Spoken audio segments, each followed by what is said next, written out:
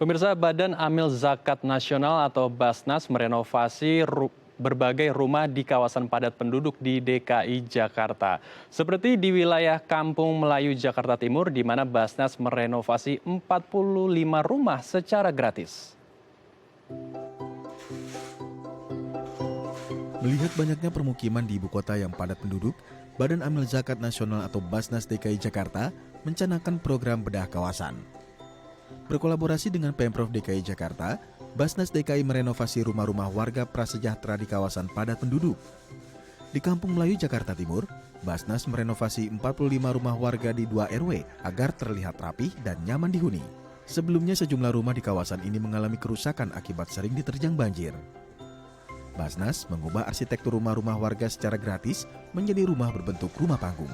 Selain di kawasan Kampung Melayu, Badan Amil Zakat Nasional juga merenovasi sejumlah rumah warga prasejahtera di 4 kelurahan di Jakarta Timur, seperti di Kelurahan Ciracas, Malakasari, Durensawit, dan Kramat Jati.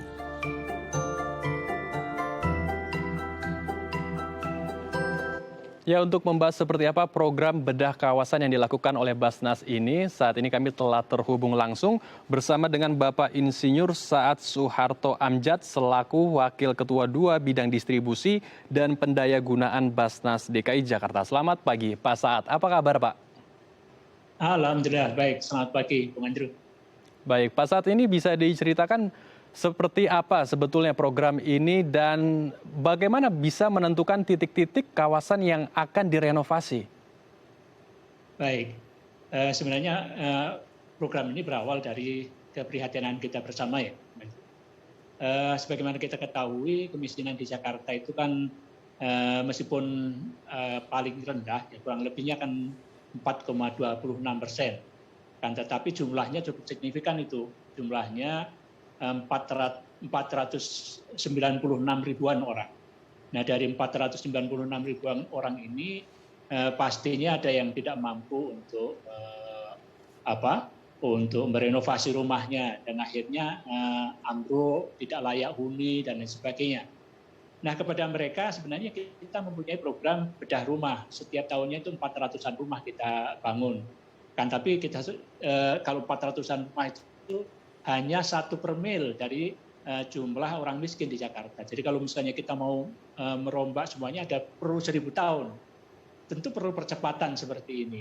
Jadi kita kemudian berinisiatif membuat semacam kampung percontohan agar kemudian lingkungan sekelilingnya terbetik untuk ingin ikut membuat suatu hunian yang layak, hunian yang sehat, dan dengan demikian kita membuat bedah kawasan, bukan hanya satu persatu sebagaimana tahun-tahun sebelumnya, tapi kemudian kita satu kawasan kita bedah dengan satu konsep kampung regeneration.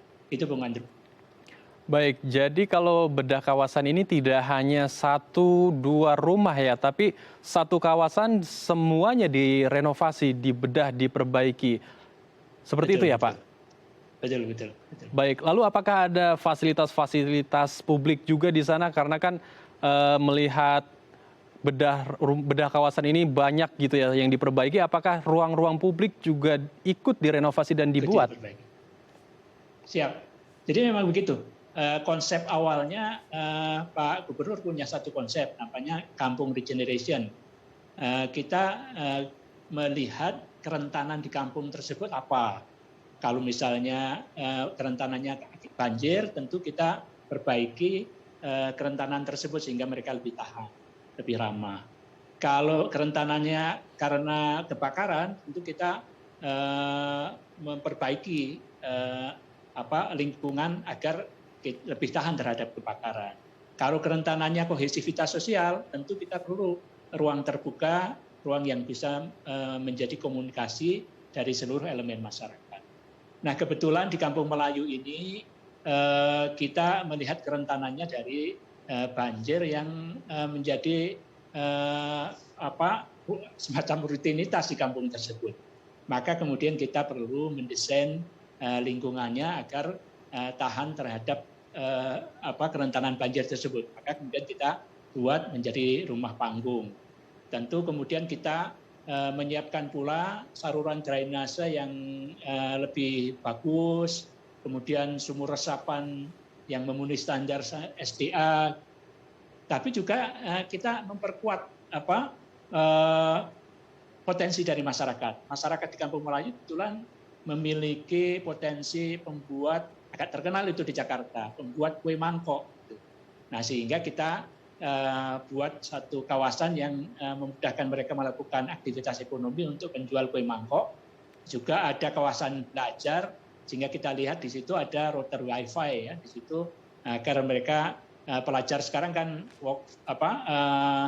mereka belajar dari rumah ya. Kemudian aktivitas masyarakat yang WFH juga bisa dilakukan dengan fasilitas yang ada.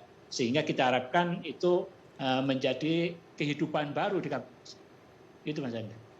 Baik, jadi tidak hanya aspek sosial, tapi ekonomi juga difikirkan sedemikian rupa ya, agar kawasan tersebut juga bisa lebih maju dari sebelumnya. Ya, mudah-mudahan kita harapkan. Baik, tapi Pak Saad, apakah warga di daerah tersebut yang sudah direnovasi kawasannya diberikan juga edukasi dan pemahaman agar mereka juga bisa merawat rumah-rumah dan kawasan yang sudah direnovasi? Karena kalau hanya menerima tapi tidak dirawat, nanti suatu saat mungkin akan terjadi kerusakan. Tepat sekali. Jadi memang kita melakukan kontrak sosial pada masyarakat. Mereka penerima manfaat tadi harus berjanji untuk misalnya memilah sampah, membuang sampah pada tempatnya, menata jemuran misalnya, membuang sabun pada saluran setengah kotor, bukan masuk ke dalam WC dan lain sebagainya. Itu menjadi semacam kontrak sosial dari mereka. Kemudian kita juga lakukan pelatihan-pelatihan. Sebelumnya mereka kita latih dan alhamdulillah responnya cukup bagus.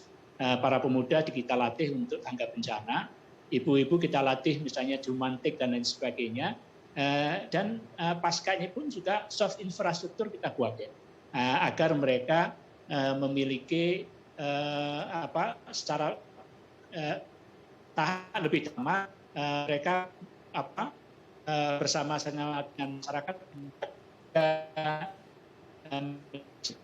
lingkungan untuk di kondusif lebih baik. Itu Pak. Baik, jadi ada edukasi kesiapsiagaan bencana atau mitigasi bencana ya, agar warga juga bisa lebih aware, lebih sigap ketika suatu saat nanti terjadi bencana di wilayah tersebut. Betul.